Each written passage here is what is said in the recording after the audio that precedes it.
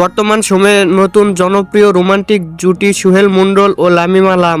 দিন দিন বাংলা নাটকের জনপ্রিয়তা বেড়েই চলেছে। সেই ধারাবাহিকতায় আবারও নতুন নাটক নিয়ে হাজির হয়েছেন জনপ্রিয় এই জুটি।